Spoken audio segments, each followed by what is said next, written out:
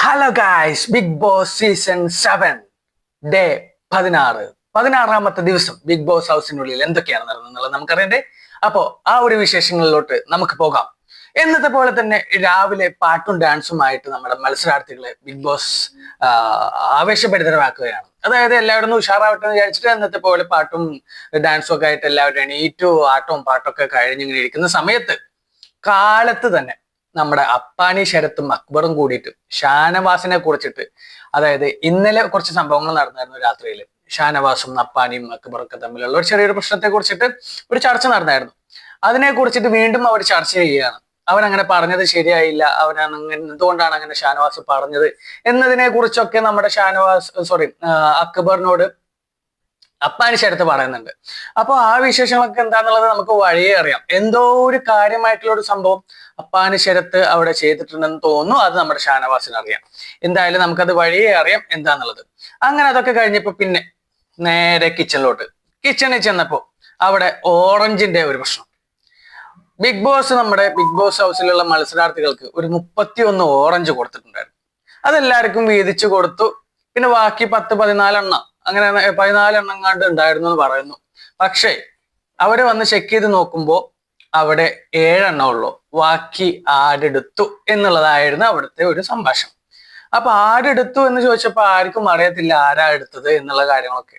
പക്ഷേ കുറച്ച് കഴിഞ്ഞപ്പോൾ അത് ഷാനവാസ് എടുത്തിട്ടുണ്ട് എന്നുള്ളത് കണ്ടുപിടിക്കുന്നുണ്ട്. അതായത് ഷാനവാസ് കട്ടു എന്നാണ് പറയുന്നത്. ഒരെണ്ണം എക്സ്ട്രാ എടുത്തിട്ടുണ്ടോ ചോദിച്ചപ്പോൾ ഞാൻ ഒരെണ്ണം എടുത്തു എന്നും ഷാനവാസും പറയുന്നുണ്ട്. അങ്ങനെ ആ ഒരു പ്രശ്നത്തിനെതിരായിട്ട് നമ്മുടെ അനീഷും ഷാനവാസും തമ്മിൽ ഭയങ്കരമായിട്ട് സംസാരിക്കുന്നുണ്ട്. ആ ഒരു സംസാരത്തിന്റെ ഇടയിൽ അവിടെ ഇതിന് മുന്നേ തന്നെ ബട്ടറും അതേപോലെ ചീസ് ഈ വക സാധനങ്ങളൊക്കെ ഉണ്ടായിരുന്നു. അത് ആരാണ് എടുത്തതെന്ന് പറഞ്ഞിട്ട് നമ്മുടെ ഷാനവാസ് തുള്ളിച്ചാടൽ തുടങ്ങി. അപ്പൊ റെന ഫാത്തിമ വന്നിട്ട് പറഞ്ഞു, അത് ഞങ്ങൾ എടുത്തായിരുന്നു, നിങ്ങളും അത് കക്ക തന്നെയല്ലേ ചെയ്തത്, ഞാൻ കണ്ടപ്പോ ഫ്രിഡ്ജിന്റെ ഉള്ളിലോട്ട് കയറ്റി വെക്കല്ലേ ചെയ്തെന്ന് പറഞ്ഞിട്ട് അവിടെ മൊത്തത്തിൽ ഓറഞ്ചും അതേപോലെ ബട്ടറും ചീസും എല്ലാറ്റിനും കൂടിയിട്ടുള്ള ഒരു വഴക്കാണ്. കാലത്ത് തന്നെ എല്ലാരും കൂടിയിട്ട് അതിന് വേണ്ടി വഴക്കിടുന്നുണ്ട്. അങ്ങനെ ആ ഒരു പ്രശ്നം കേറി ഷാനവാസും അക്ബറും തമ്മിലായി. അതായത് ആദ്യം ഷാനവാസും അനീഷും റെന ആയിരുന്നെങ്കിൽ പിന്നെ അത് മെല്ലെ കയറി അക്ബറിന്റെ അടുത്തോട്ടെ.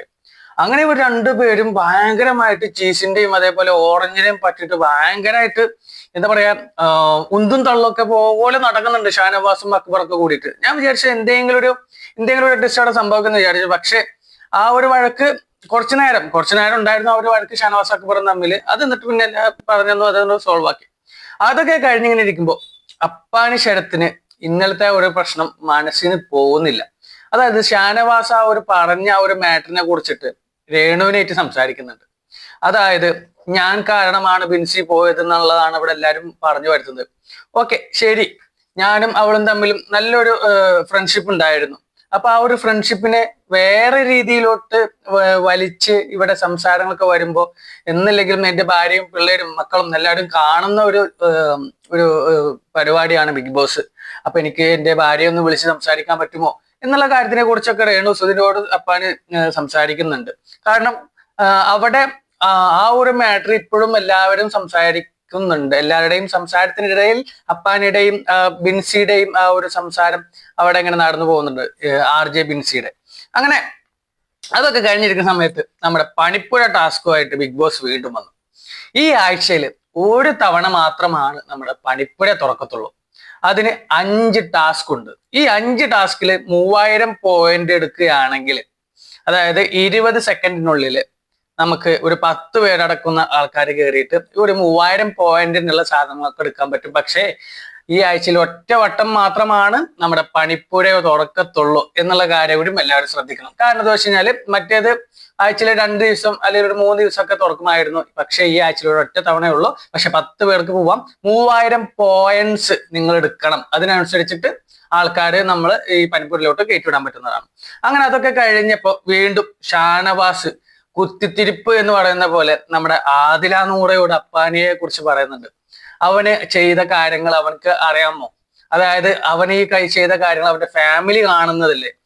അപ്പൊ അവരെ കുറിച്ച് അവൻ ആലോചിച്ചായിരുന്നു എന്നൊക്കെ പറഞ്ഞിട്ട് ഒരു പ്രശ്നം ഇങ്ങനെ ഉണ്ടാക്കുന്നുണ്ട്. അതായത് ജനങ്ങളുടെ ഇടയിലോട്ട് അല്ലെങ്കിൽ പ്രേക്ഷകരുടെ ഇടയിലോട്ട് എന്തോ ഒരു സാധനം നമ്മുടെ ഷാനവാസ് ഇടാൻ ശ്രമിക്കുന്നുണ്ട്. പക്ഷെ അതെന്താണെന്ന് മനസ്സിലാവുന്നില്ല. അത് അറിയണമെന്നുണ്ടെങ്കിൽ ബിഗ് ബോസ് ഒന്നുകൂടി നമുക്ക് ഫസ്റ്റ് തൊട്ട് കാണേണ്ടി വരും. ഫസ്റ്റ് അല്ലെങ്കിൽ കഴിഞ്ഞൊരു വീക്ക് മൊത്തത്തിലൊന്ന് കാണേണ്ടി വരും എന്തായിരുന്നു എന്നുള്ളത്. അങ്ങനെ ഷാനവാസ് നമ്മുടെ ആദില നൂറയോട് പറഞ്ഞ കാര്യങ്ങൾ അപ്പാനിയോട് പറയുന്നുണ്ട്. അപ്പൊ അപ്പാനെ പറയുന്നുണ്ട് എനിക്ക് അവനോട് ദേഷ്യമൊന്നുമില്ല, അവിടെ നമുക്ക് വീണ്ടും കാണേണ്ട ആൾക്കാരാണ്, അപ്പൊ എന്തിനാണ് അവൻ അങ്ങനെ ദേഷ്യപ്പെടുന്നത്, അപ്പൊ ഒരു മാപ്പ് പറയാൻ ഞാൻ തയ്യാറാണ്, ഞാൻ ചൂടായതിന് ഒരു മാപ്പ് പറയാൻ തയ്യാറാണ് എന്ന് പറഞ്ഞപ്പോ നമ്മുടെ ഷാനവാസിനോട് പോയിട്ട് നമ്മുടെ ആദില നൂറ് സംസാരിക്കുന്നുണ്ട്. പക്ഷേ അപ്പോഴും പറയുന്നുണ്ട് നമ്മുടെ ഷാനവാസ്, അവനുണ്ടല്ലോ അവനൊരു പേടിത്തൊണ്ടനാണ്.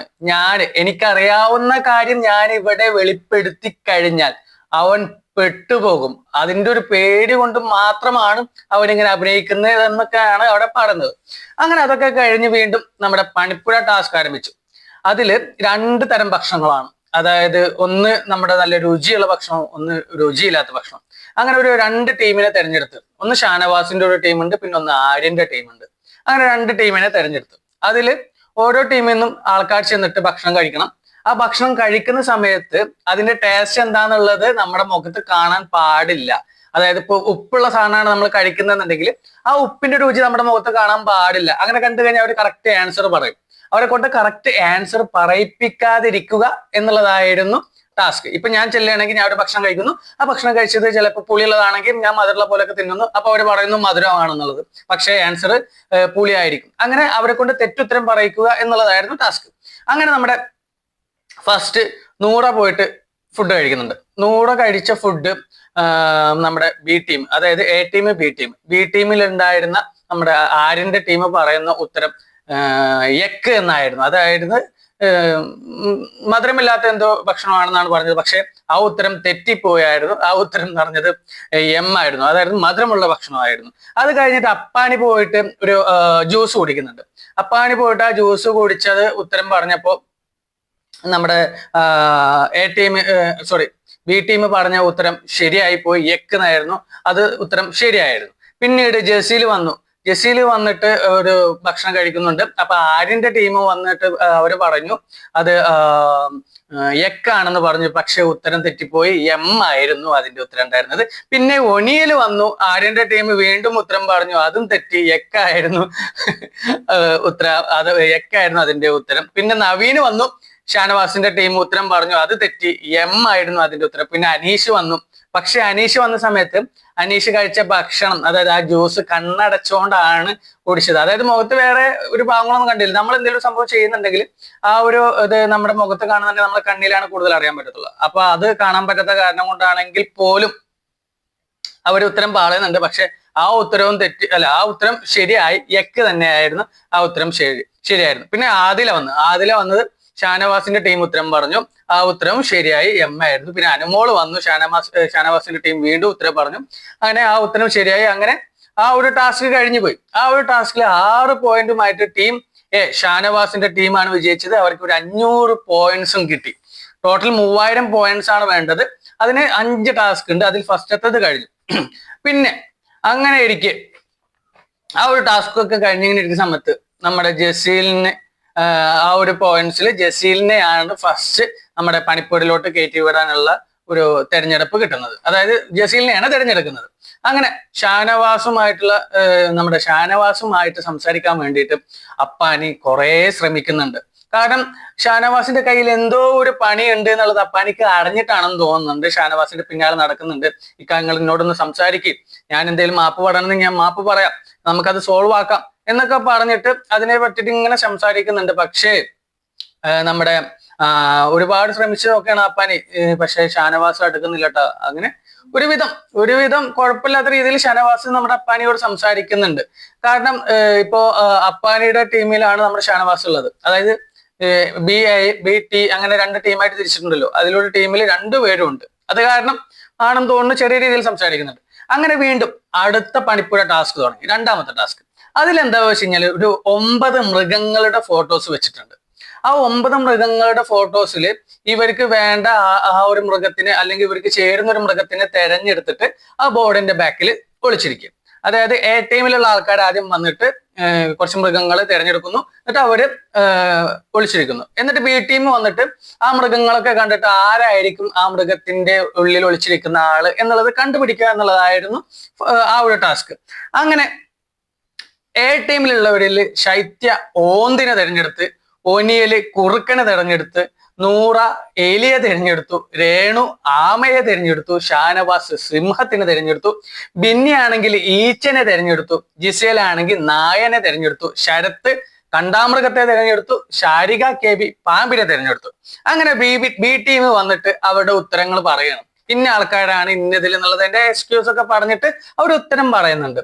അങ്ങനെ അവർ ഉത്തരം പറഞ്ഞത് ഇങ്ങനെ, അതായത് ശൈത്യ പാമ്പ്, ഷാനവാസ് കണ്ടാമൃഗം, അപ്പാനി നായ, ഓനിയല് ഈച്ച, സിംഹം ജിസേല്, ആമ രേണു, എലി നൂറ, കുറുക്കൻ ബിന്നി, ഓന്ത് ശാരിക.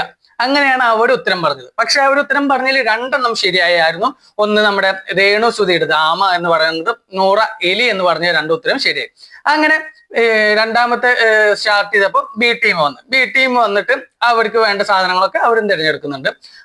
അനീഷ് ആനയെ തിരഞ്ഞെടുത്തു, ആദില കഴുതപ്പുലിയെ തിരഞ്ഞെടുത്തു, ശാരിക കഴുതയെ തിരഞ്ഞെടുത്തു, അക്ബർ കഴുകനെ തിരഞ്ഞെടുത്തു, അനുമോള് കൊതുകിനെ തിരഞ്ഞെടുത്തു, റെന പൂച്ചനെ തിരഞ്ഞെടുത്തു, സിംഹം ആര്യനെ തിരഞ്ഞെടുത്തു, അരണായിട്ട് അഭിഷേക് എടുത്തു, അതേപോലെ നവീന് കുരങ്ങ്. ഇങ്ങനെയാണ് അവരെടുത്തത്. അങ്ങനെ നെക്സ്റ്റ് എ ടീം വന്നിട്ടും ഇവരെ പറ്റിയെല്ലാം സംസാരിച്ചിട്ട് അവർ ഉത്തരങ്ങൾ പറയുന്നുണ്ട്. പക്ഷെ ആ ഉത്തരത്തിൽ നിന്ന് 4 ഉത്തരത്തിൽ അവര് വിജയിക്കുന്നുണ്ട്. അങ്ങനെ വീണ്ടും അവർക്ക് പോയിന്റ്സ് കിട്ടിയാണ്. അവർക്ക് വീണ്ടും പോയിന്റ്സ് കിട്ടി. അത് മറ്റൊരു 2 ഉത്തരമാണെന്നുണ്ടെങ്കിൽ ഇവർ 4 ഉത്തരം പറഞ്ഞിട്ട് എ ടീമിന് വീണ്ടും പോയിന്റ്സ് കിട്ടി. ആ ഒരു പണിപ്പുര ടാസ്കിലോട്ട് നമ്മുടെ ബിന്നിയെയാണ് തെരഞ്ഞെടുക്കുന്നത്. ബിന്നിനെ നമ്മൾ തെരഞ്ഞെടുത്തു ആ ഒരു ഓപ്ഷനിലോട്ട്. അങ്ങനെ ഒടുവിൽ ഷാനവാസും ജിസേലും തമ്മിൽ അക്ബറിനെയും അപ്പാനെയും പറ്റി ഒരു ചർച്ച നടന്നുകൊണ്ടിരിക്കുകയാണ്. അവരുടെ ആ ഒരു ഓവർ ആക്ടിങ്, അതായത് അവർ തമ്മിൽ വഴക്കിടുന്നുണ്ടെങ്കിൽ പോലും അവരുടെ ഇടയിൽ ഒരു അണ്ടർസ്റ്റാൻഡിങ് ഉണ്ട്. അവർ വെറുതെ ആൾക്കാരെ കാണിക്കാൻ വേണ്ടിയിട്ടുള്ള ഒരു വഴക്ക് മാത്രമാണ് അവിടെ നടത്തുന്നത്. പക്ഷെ അവർ രണ്ടുപേരും എനിക്കിട്ട് കുത്തുന്നുണ്ട്, അതായത് ഷാനവാസിനെതിരെ കുത്തുന്നുണ്ട്. അതിന് ഞാൻ ഒരു പരിപാടി കൊടുക്കും. കാരണം നമ്മുടെ ഷാനവാസ് ഒരു പേഴ്സണൽ റിവെഞ്ചും, അതായത് പേഴ്സണൽ ആയിട്ടുള്ള ഒരു പ്രോബ്ലം ഇവിടെ എടുത്തിടുന്നുണ്ട്. അത് എന്താണെന്ന് നമുക്ക് അറിയത്തില്ല. അത് പുറത്തുണ്ടായിരുന്ന ഒരു സംഭവമാണെന്ന് തോന്നുന്നുണ്ട്. അതെന്താണെന്നുള്ളത് നമുക്ക് അറിയത്തില്ല. എന്തായാലും ഷാനവാസ് നമ്മുടെ അപ്പാനിയെ അങ്ങനെ വിടാൻ ഉദ്ദേശിച്ചിട്ടില്ല. കാരണം എന്താ വെച്ച് കഴിഞ്ഞാല് അപ്പാനി ഒരു ആട്ടിൻ തോലിട്ട ചെന്നായ, അതായത് അവസരത്തിനനുസരിച്ചിട്ട് മാറുന്ന ഒരു വ്യക്തിയാണ് അപ്പാനി എന്നാണ് നമ്മുടെ ഷാനവാസ് പറയുന്നത്. അതുപോലെ അപ്പാനി മണ്ടൻ കൂടിയാണ്. കാരണം അക്ബർ നമ്മുടെ അപ്പാനിയെ ഒരു കരുവാക്കി എടുക്കുകയാണ്. അതായത് അക്ബറിന് കയറാൻ വേണ്ടിയിട്ട് അപ്പാനിനെ ഒരു കരുവാക്കുകയാണ്. അങ്ങനെയുള്ള ഒരു കരുവായി പോയി കഴിഞ്ഞാൽ അപ്പാനി താങ്കൾ പെട്ടുപോകും. അത് കറക്റ്റായിട്ട് നോക്കുക, അക്ബറിനെ ശ്രദ്ധിക്കുക എന്നുള്ളതാണ് എനിക്കും പറയാനുള്ളത്. അങ്ങനെ ആ ഒരു ചർച്ചയൊക്കെ കഴിഞ്ഞ് എല്ലാവരും കെടുക്കാൻ പോകുന്ന നേരത്ത് നമ്മുടെ വേറൊരു കഥാപാത്രം ഉണ്ട്, ഒരു കരച്ചിലോളി. ആര്? അനുമോള് വന്നിട്ട് പറയണം, എന്നെ ജിസേല് യക്ഷി എന്ന് വിളിച്ചു. അതെന്താ കാരണം വെച്ചപ്പോ ഞാൻ അവിടെ നിന്ന് ചിരിച്ചപ്പോ യക്ഷി ചിരിക്കുന്നു എന്ന് പറഞ്ഞു. അത് അനുമോൾക്ക് ഇഷ്ടമായില്ല. അപ്പൊ എല്ലാവരും ഒന്ന് കെടുക്കാറായിട്ടുണ്ട്. അത് കാരണം കൊണ്ടാണെന്ന് തോന്നുന്നുണ്ട് നമ്മുടെ അനുമോൾ ആ സമയത്ത് ഒരു വഴക്കുണ്ടാക്കുന്നില്ല. അപ്പൊ നമ്മുടെ അഭിഷേക് പറയുന്നുണ്ട്, നാളെ രാവിലെ ഡാൻസും പാട്ടൊക്കെ കഴിഞ്ഞിട്ട് എല്ലാവരും കിച്ചണിലോട്ട് ചെല്ലുമല്ലോ, അപ്പോ ആ ഒരു സമയം തൊട്ട് നീ പ്രശ്നം ഉണ്ടാക്കിയാൽ മതി കേട്ടോ എന്ന് നമ്മുടെ അനുമോളോടൊരു തമാശ പോലെ പറയുന്നുണ്ട്. പക്ഷെ അനുമോൾ അതുപോലെ ഓക്കെ ഞാൻ അങ്ങനെ ഉണ്ടാക്കുന്നുള്ളൂ, നാളെ രാവിലെ ആവട്ടെ, ഇന്ന് ഞാൻ അവളെ വെറുതെ വിട്ടേക്കുകയാണ് എന്ന് പറഞ്ഞിട്ടാണ് നമ്മുടെ അനുമോള് പോയത്. അങ്ങനെയാണ് ഇന്നലത്തെ എത്രയാണ് ദിവസം 16ാമത്തെ ദിവസത്തിൽ ഉണ്ടായിട്ടുള്ള സംഭവങ്ങൾ. അപ്പോ ഇതിലിടക്ക് ഞാൻ പറയുന്ന ഒരു കാര്യം എന്താ വെച്ച് കഴിഞ്ഞാല് നമ്മുടെ അപ്പാനി ശരത്തും നമ്മുടെ ഷാനവാസും തമ്മിലുള്ള ആ ഒരു റിവഞ്ച് ഇപ്പോഴും പോയിക്കൊണ്ടിരിക്കുന്നുണ്ട്. അതിൽ ചെറുതായിട്ടൊരു പേഴ്സണൽ പ്രോബ്ലംസും കൂടി ഉണ്ട് എന്ന് എനിക്ക് തോന്നുന്നു. കാരണം ഷാനവാസ് അങ്ങനെ പറയുന്നുണ്ട്, അതിന്റെ പേഴ്സണൽ ആയിട്ടുള്ള ഒരു പ്രോബ്ലം കൂടി ഉണ്ട് എന്നുള്ളത്. അതെന്താണ് നമുക്കറിയില്ല. ഒന്നാണെങ്കിൽ പോലും ഈ ഒരു ഗെയിമിൽ ഒരിക്കലും പേഴ്സണൽ ആയിട്ടുള്ള റിവഞ്ച് വെക്കരുത്. ഇതൊരു ഗെയിം ഷോ ആണ്. ഈ ഒരു ഗെയിം ഷോ നന്നായിട്ട് കളിക്കുക. അതിന് വേണ്ടിയിട്ട് നിങ്ങൾക്ക് എന്ത് വേണമെങ്കിലും പറയാം, എന്തിനെ പറ്റി വേണമെങ്കിലും പറയാം. അല്ലാതെ ഒരു റിവഞ്ച് വെച്ചിട്ട് ഒരു കാരണവശാലും ആരും ഗെയിം കളിക്കരുത് എന്നാണ് എനിക്ക് പറയാനുള്ളത്. അപ്പോൾ ആ ഒരു പ്രശ്നങ്ങളും ബാക്കി സംഭവങ്ങളൊക്കെ എന്താണെന്ന് അറിയാൻ വേണ്ടിയിട്ട് നമുക്ക് നാളത്തെ എപ്പിസോഡിൽ കാണാം. Okay, by.